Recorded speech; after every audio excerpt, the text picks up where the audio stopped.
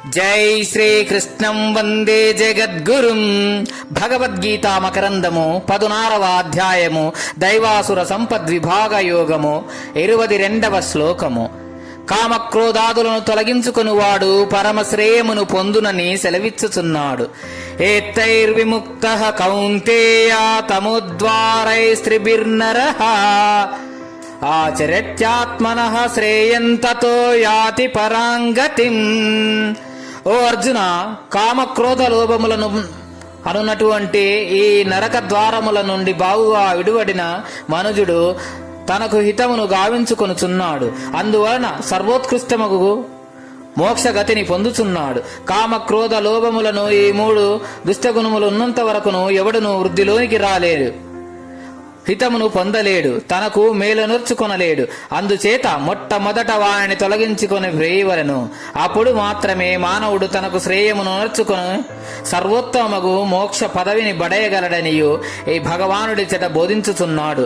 సూర్యచంద్రులు రాహువు నుండి విడివడినట్లు, గజేంద్రుడు ముసలి బారి నుండి విడివడినట్లు, బంధితుడు కారాగృహము నుండి విడివడినట్లు జీవుడి దుష్టత్రయముల యొక్క బంధము నుండి విడుదలను పొందవలను.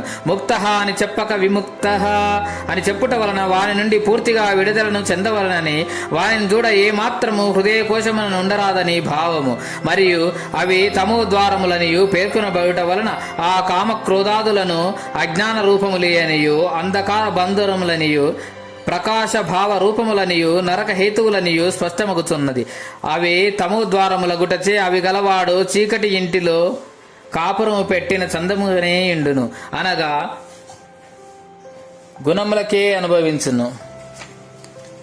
ఆచరణాత్మనః శ్రేయః.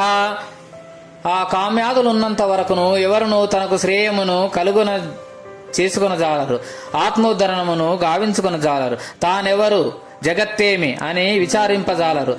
అనగా వాసనాక్షయము కానంత వరకు ఆత్మజ్ఞానము పూర్ణంగా ఉదయించనేరదనియు ఆత్మానుభూతి లెస్సగా కలుగదనియు అర్థము. కామాదులు వదిలిపోయినప్పుడే అట్టి జ్ఞానము బాగుగా సంప్రాప్తము కాగలదని ఈ శ్లోకము ద్వారా తెలియచున్నది. కాబట్టి సాధకుడు ప్రప్రథమమున ఆ దుష్టత్రయమును పారద్రోలవలెను. పరాంగతిం అని చెప్పుటచే మోక్షమును ఎన్ని పదముల కంటెను అన్ని గతుల కంటెను సర్వోత్కృష్టమైనదని తెలియచున్నది. మరియు కామాదులున్నంత స్థితిని అత్యంత నికృష్టమైనదనియు దీని వలన ధ్వనించుచున్నది. కామాదులు ఎట్టివి? అవి నరక ద్వారములు. మోక్షము హితమునకై ఎవడు యత్నించును ఆ కామాదుల నుండి లెస్సగా విముక్తుడైనవాడు. అట్లు యత్నించుట వలన అతనికి కలుగు ఫలితమేమి? అతడు మోక్షమును బడయగలడు. మోక్ష పదము ఎట్టిది?